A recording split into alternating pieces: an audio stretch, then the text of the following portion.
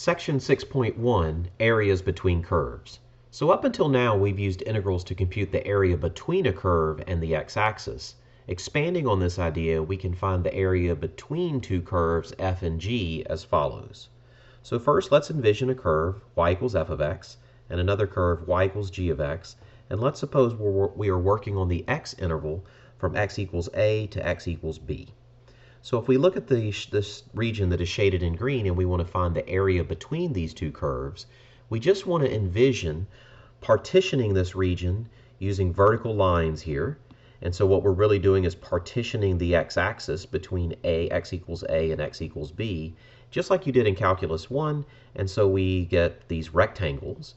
And so if we envision lots and lots of these rectangles, we just want to add up the areas of these rectangles. So one thing that we notice is that the height of every one of these rectangles is just at a certain x is just f of x minus g of x. Notice this length is f of x minus g of x, f of x minus g of x, f of x minus g of x. While also the widths of every one of these rectangles is a thickness in the x direction or on the x-axis. So they would all have widths delta x. So again, the key is that the rectangles all have heights that are f of x minus g of x. In particular, we don't know if f is going to be the top curve and g is going to be the bottom curve. That's just the way that it is in this picture. But in general, we're just going to have this length is going to be top curve minus bottom curve. And the width every single time, though, is going to be delta x. And because the width is a delta x, we're going to see that that eventually means we're going to integrate with respect to the x variable. This is very important. So this leads us to this formula, or you could think of it as this concept rather than a formula. If you want to find the area between two curves and you're integrating with respect to x, then you just want to do the integral from a to b of the upper function minus the lower function. We're integrating with respect to x, so this upper function must be a function of x, and this lower function must be a function of x. Okay, so let's look at an example. Suppose we want to find the area of the region between the curves y equals x squared and y equals the square root of x as shown below. So in some of these, the curves are going to be very basic and they might be something that you could sketch by hand. In the homework, you might see some that are very basic, but you also might see some that are very complicated. Keep in mind that if the graphs are complicated and you don't have a clear picture of what they look like, it's perfectly okay to graph them using your calculator. I can assure you that anything that I give you where we won't have a calculator, there'll either be something very basic like this where we should know what these standard parent functions look like, or I'll provide the picture for you. Okay, so here we have the curve y equals the square root of x, we have the curve y equals x squared, and we're looking at just this first quadrant region between these curves, and we want to find the exact area of the shaded region. So again, notice that if we partition this with vertically so that we get these rectangles that are standing vertically, then we have the heights of every one of these rectangles is the top curve minus the bottom curve. That'll give us this length. We see that the thicknesses of every one of these rectangles are in the x direction, so the thicknesses are delta x. And so we're ready to do an integral of top curve minus bottom curve, but we need to know the limits on our integration. We need to know the interval over which we're integrating. So we want to integrate from x equals, from this x value, all the way over to the x coordinate here. We want to integrate on this interval. Now, I know that we have a picture with this labeled, but we need to find the x coordinates of these intersection points so that we would know what our x interval of integration is. So to do that, we'll just do a little algebra. We'll set the two curves equal to each other. Based on this picture, we fully expect to get two solutions, one here and one here, and the algebra bears that out. So if we set the square root of x equal to x squared, we'll just square both sides. We get x here and x to the fourth here. I'll throw the x to the fourth to the other side. We'll factor out an x. We'll set each factor equal to 0, and we'll solve, and we get the x coordinates of the intersection points are at 0 and at 1. Okay, we don't want to rely on the picture here because we may not know these values, and we need to find these values exactly. We can't just assume what they are from the picture. So that sets us up. We know that the integral that we want to do to find the area between these two curves is just the integral from 0 to 1 of square root of x, which is the top curve, minus x squared, which is the bottom curve, dx. Notice that there's several things that you should check within yourself as you're doing these problems. If we're integrating with respect to x, these better be functions of x. This better be the top function. This better be the bottom function. And we need to be integrating from left to right. And so we're integrating in this picture from 0 to 1 so that we accumulate the area that's between these two curves. Now it's just a matter of calculating this integral. Notice this does not require a u substitution or anything fancy. We just rewrite the square root of x as x to the 1/2. We apply the power rule. This is just the fundamental theorem of calculus part 1. We anti-differentiate. We evaluate between limits. And after the algebra and the arithmetic dust settles, we see that the exact area of that green region is 1/3. So sometimes in the homework, or for me, I may ask you to set up the integral. Sometimes we'll ask you to set up the integral and compute it. And most of the time, this is what the homework will ask you to do. So we want to be sure that we can both set the integral up and then we can execute that integration. And it may take a u substitution, but it may not. Okay, let's look at another one. So the plot can thicken a little bit, and here's an example showing how that can happen. Let's find the area of the shaded region below. So what we're looking at, this is the graph of y equals sine x. This is the graph of y equals cosine x, and we're working on the x interval from x equals 0 to x equals pi over 2. So we want to find the area of this green region. And one thing we notice about this example, and that you always have to be mindful of, is if the top curve, bottom curve relationship ever changes, then we need to adjust our formula. So notice our formula up here is predicated on the top curve, this blue curve always being the top curve, and this red curve always being the bottom curve. But notice in this example, here at the beginning, the red curve is on top and the blue curve is on bottom, but then the blue curve is on top and the red curve is on bottom. So when this happens, what we want to do is if the top-bottom curve relationship changes, then we need to split the integral up whenever that relationship changes. So our game plan here is we want to find the x-coordinate of this intersection point, and then we want to integrate from 0 to whatever the intersection point is. From here to here, we want to integrate of top curve minus bottom curve, and then we'll say plus, we'll integrate from here to here of top curve minus bottom curve. And we just want to notice that over here, the top curve is cosine x, and the bottom curve is sine x, but it switches, and over here, the top curve is sine x, and the bottom curve is cosine x. So again, we want to visualize those rectangles, and we always want to be on the lookout of whether the top curve, bottom curve relationship changes. Let's also sort of read our keys as we go through this. The thicknesses of these rectangles would be delta x, so we know we're integrating with respect to x, but we notice that the top curve, bottom curve relationship changes, so we're going to split our integral. So first, let's find the x-coordinate of this intersection point. So we're just going to set sine x equal to cosine x, set our two curves equal to each other, and we know we're working on the interval from 0 to pi over 2. So from our basic trig, sine x is equal to cosine x when x is equal to pi over 4. That's the only solution. We saw that from the picture, but we don't want to go by the picture because we might not know this. For example, if we were given this without these labels, we wouldn't know what this is. We need to find this algebraically. So now we're just going to split this into two integrals. I'll try to fit this in where we can see them both at the same time. What we want to do is we want to integrate from 0 to pi over 4, from 0 to pi over 4, top curve minus bottom curve dx, plus, then we want to integrate from pi over 4 to pi over 2 of top curve minus bottom curve dx. We want to check this, that we're integrating with respect to x, so these need to be functions of x and x alone. Okay? So now we want to compute these integrals, and this, again, this does not require a u substitution. We just anti-differentiate these functions. This is the FTC1, and we evaluate between limits. We anti-differentiate. Be careful on this. And we evaluate between limits. So then we want to evaluate this at pi over 4, minus evaluate this at 0. And then we want to evaluate this at pi over 2, minus from the FTC1, evaluate this at pi over 4. So we need to do a little trig here. Remember, the sine of pi over 4 is 1 over the square root of 2. The cosine of pi over 4 is 1 over the square root of 2. The sine of 0 is 0. The cosine of 0 is 1. The cosine of pi over 2 is 0. The sine of pi over 2 is 1, but there's a minus in the front. And then you got to be careful with the parentheses. I'll leave the parentheses for right now, though it still has a minus from here. This would be the cosine of pi over 4 is 1 over the square root of 2, but it has a minus on the front. The sine of pi over 4 is 1 over the square root of 2, but it has a minus on the front. And now if we add these together, we get 2 copies of 1 over the square root of 2, so that's 2 over the square root of 2. This would be minus a 1 plus a negative 1, so we have a minus 1, and then minus a minus 2 over square root of 2. And when you simplify that, you get 4 over the square root of 2 minus 2.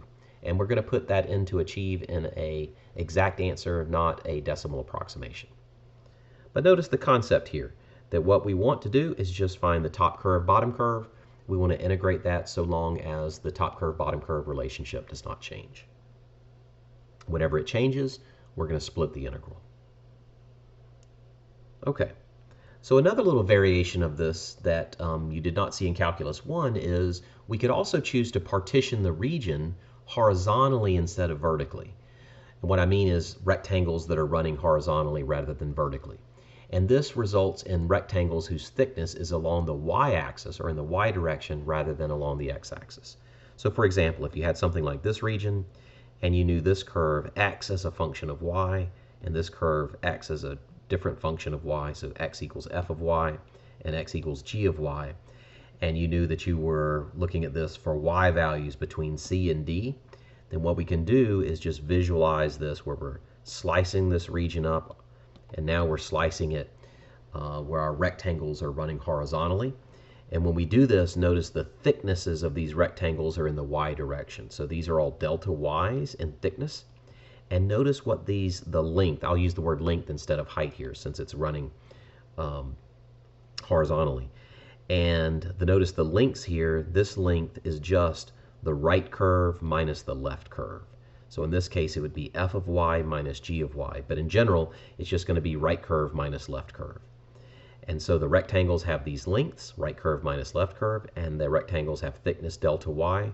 That tells us that we're going to integrate with respect to y instead of integrating with respect to x.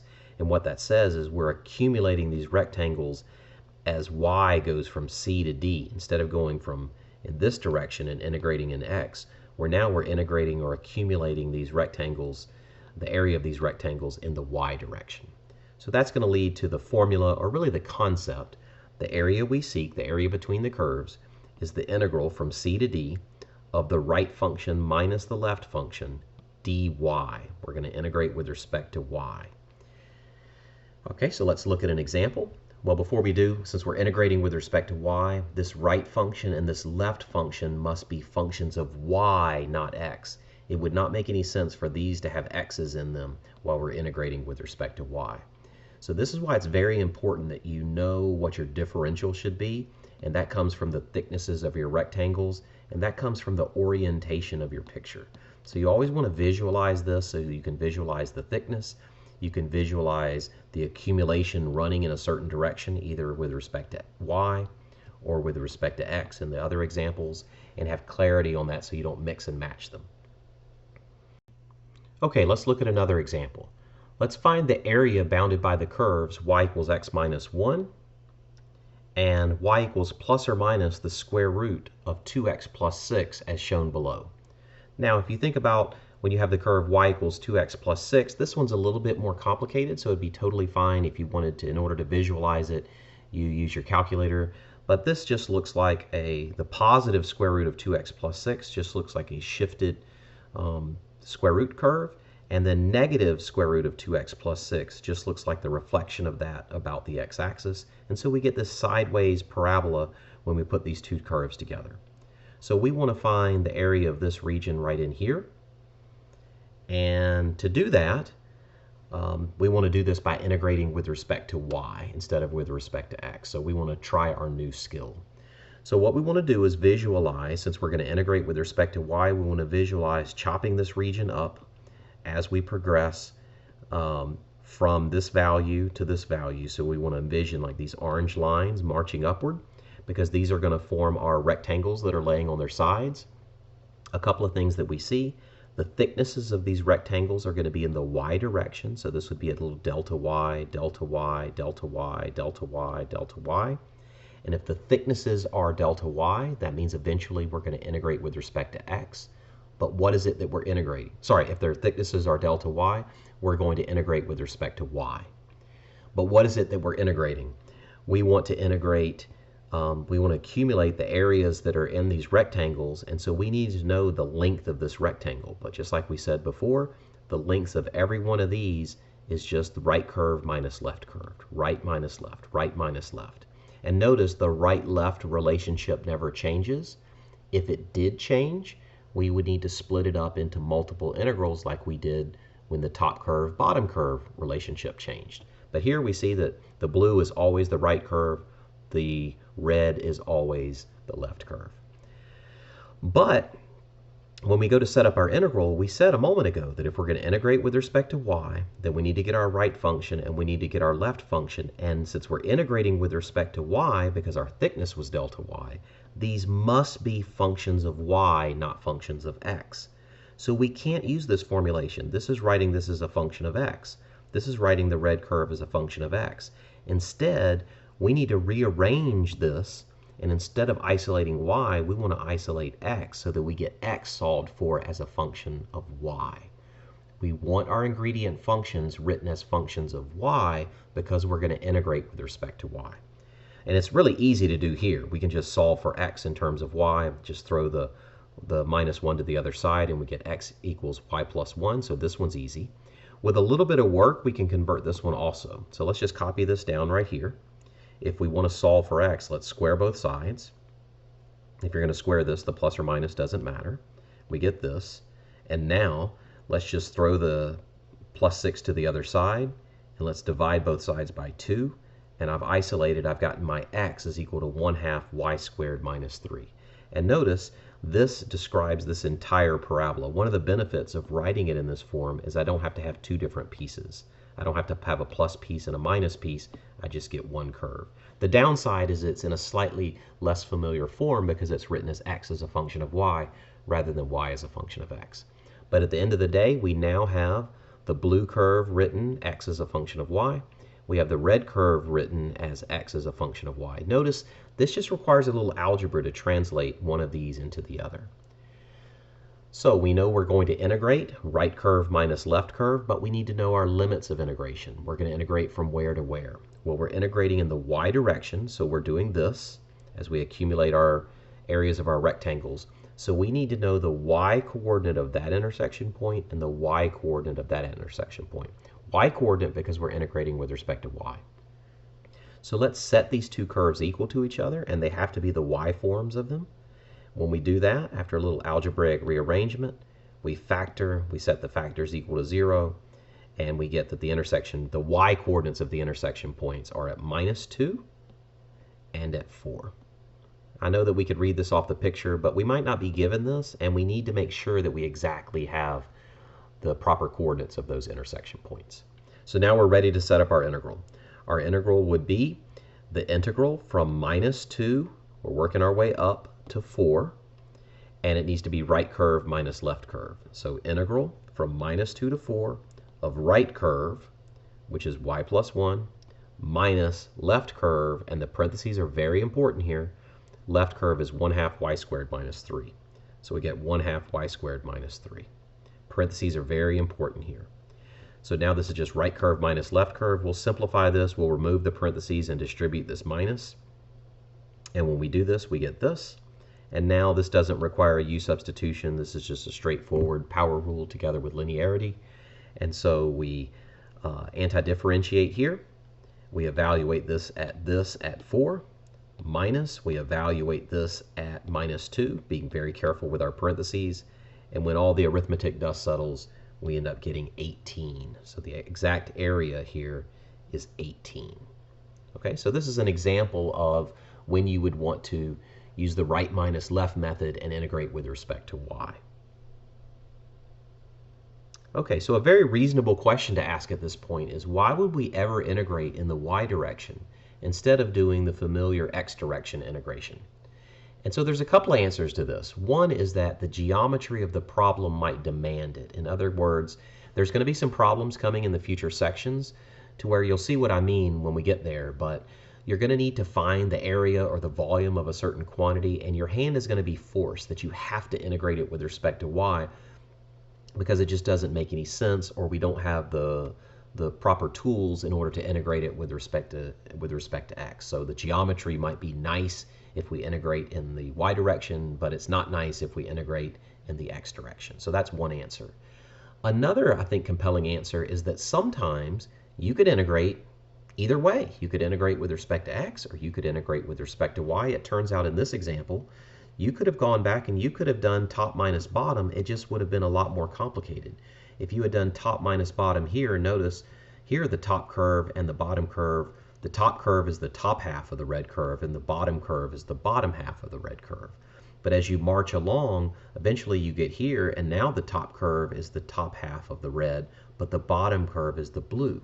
So now you've got to split it up into two different integrals. You're going to have two different sets of functions going on. That's not the end of the world. It's totally fine, and you could do it in this example. But there are examples to where it might be difficult, if not impossible, to integrate in one direction versus the other. So we want to be flexible. If we need to find the area or a volume that's going to come in the future sections, we want to have the flexibility to integrate in the x direction or the y direction, whichever one makes our life easier. So I'll give you a concrete example of this. Suppose we want to find the area between the curve y equals ln of x, a very standard parent function, and the x-axis for x between 1 and 2. So notice, I guess you could look at this as this is an area between two curves problem. It's more like a calculus 1, just an area under a curve and trapped between a curve and the x-axis. But you can think of this curve as 0. So it really is the area between two curves. It's the area between y equals ln of x and y equals 0. And we're doing this for x values from 1 to 2. So if you were going to integrate this with respect to x, and you were going to do our orange lines motif, where you just said, I'm going to slice this up into a bunch of vertical components, I get these rectangles that are running vertically, and so now I would just get the integral from 1 to 2 of top curve, which is ln of x, minus bottom curve, which is 0, so I just get ln of x dx. Notice the thicknesses are in the x direction, so it's an integral with respect to x. Now the problem is this is totally correct. The issue is, how in the world are you going to anti-differentiate this? This is not an antiderivative that we know how to do yet. We will soon, but right now this is not in our repertoire. So this is an example of when you use the familiar method of integrating in the x direction, you run into a true integral, an integral that's correct, but it's just not one that we know how to handle at this point.